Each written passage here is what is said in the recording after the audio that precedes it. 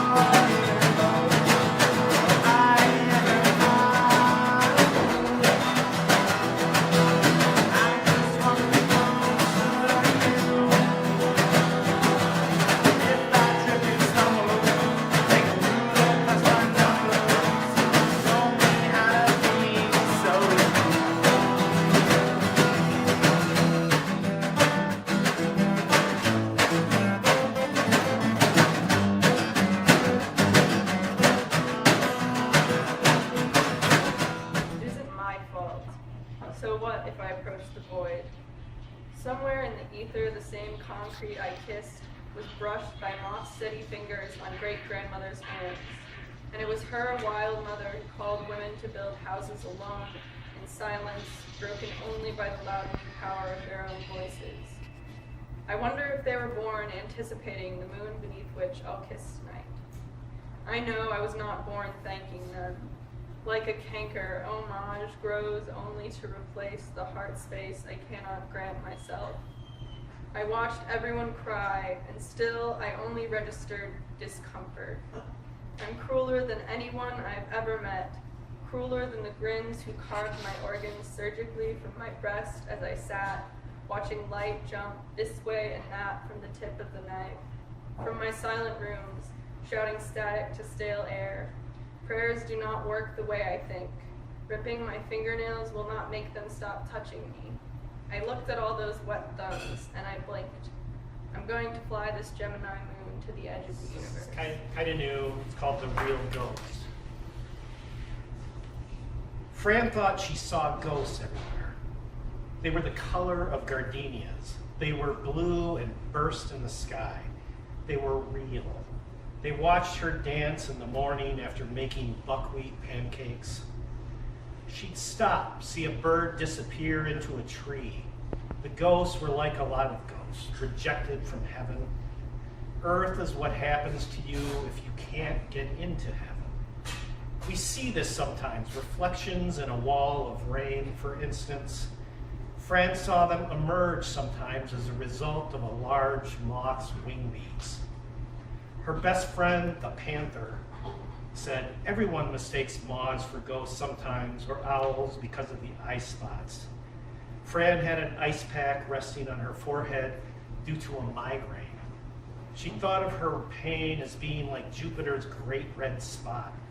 A Promethea moth had just floated down like an avalanche out of the war the linden tree was having with a massive hemlock, both attempting to exorcise demons. These were fall breezes, the kind that flood October with Indian summer. They cover the damp earth, move as if responding to a certain expression in the falling of yellow leaves, the smell of wood smoke in the air, a rake some child left in the middle of the yard in order to go inside and eat dinner, the street lights flashing on as dusk fades.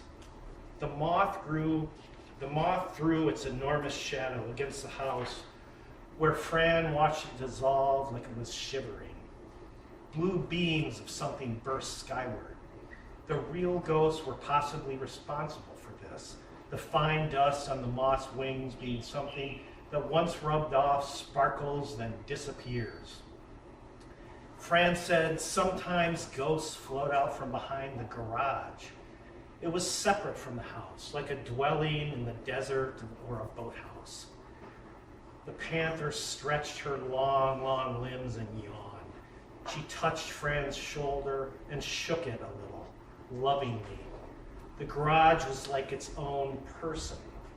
Sometimes a real ghost made a home of it, blue with its tiny fake roof made out of warm shingles. Fran mentioned that she was craving bean dip. She knew that there were scientific explanations for the shimmerings she saw, the off-whites ascending up the gray and brown tree trunks that exploded pale across the pale blue sky. The real ghosts had once been people. They moved around the landscape, touching buildings, or walked down the sidewalk slowly, slower than when they'd been people. By a tree and let it rot. Put that thing back where it came from, or so help me. Don't you cry until you listen to what I'm about to say.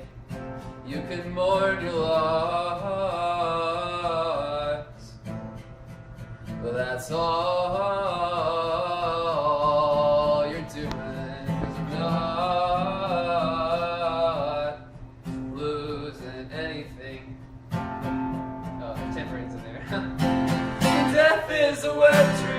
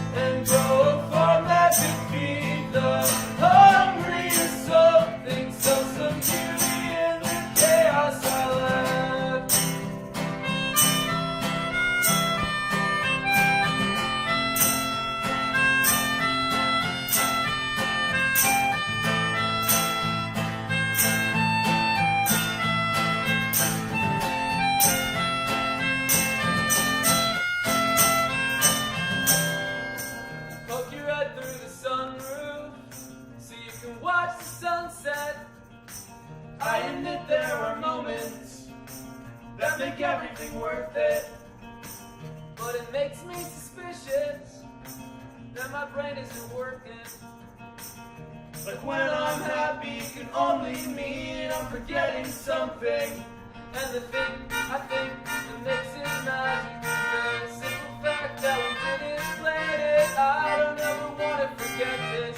We got music, we got gas, and I'll bet this minivan could function pretty well as a bunk bed. So before I second guess this, will someone please just look at the directions?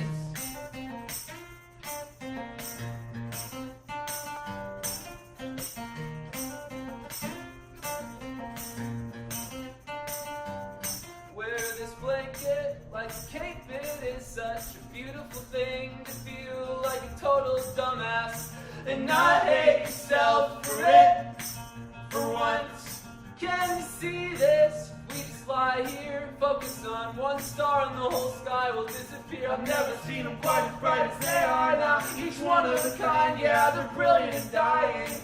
And the thing I think that makes it magic is the simple fact that we didn't plan it. I don't ever want to forget this. We got music, we got gas, and I'll bet this minivan could function pretty well as a bunk bed. So before I second guess this, someone look up the directions. Melt my brain down to function pretty well as a bunk bed. So before I second guess this, let me have this minivan could function pretty well as a bunk bed.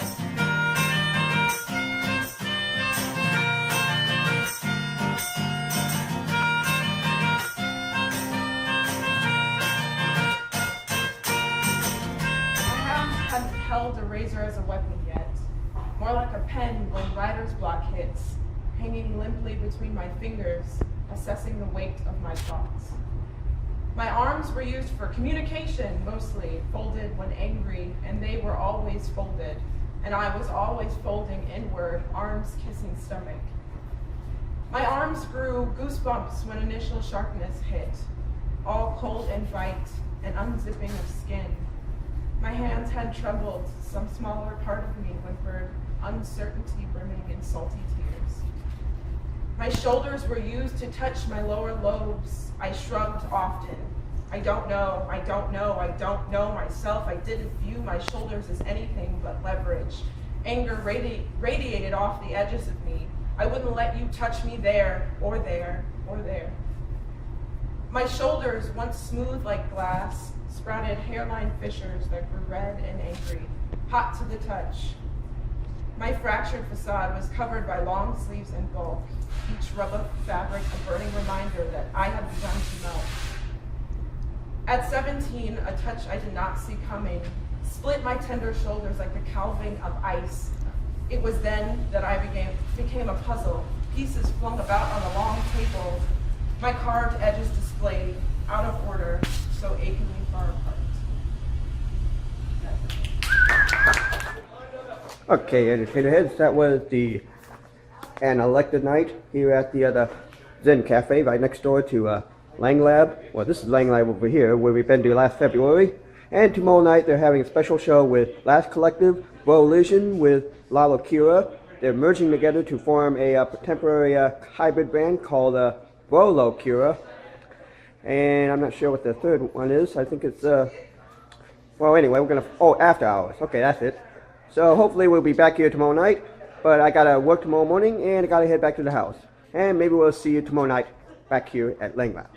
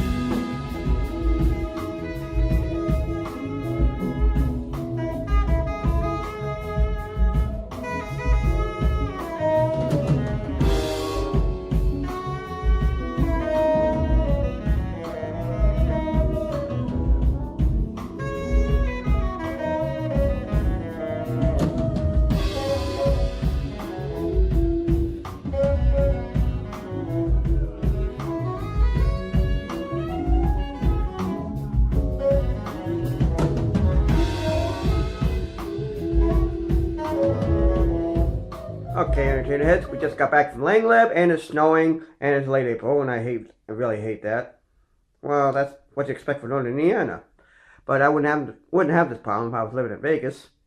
So we just seen the three bands, and that DJ by the name of Chuck Fry, I think what his name is. Well, anyway, and that really awesome collaboration with Lalo Kira and Brolision.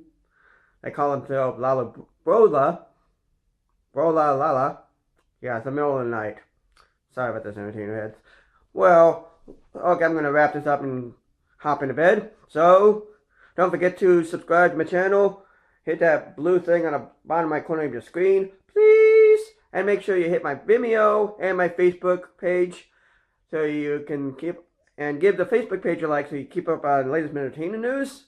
And look for the patient case 004 on Vimeo, because you'll never find it on YouTube ever again, because they've already removed that video twice. And just recently I put that video on Vimeo so you can watch it on Vimeo. The links are down there. And one more thing, don't forget to be entertained. And we'll see you next week.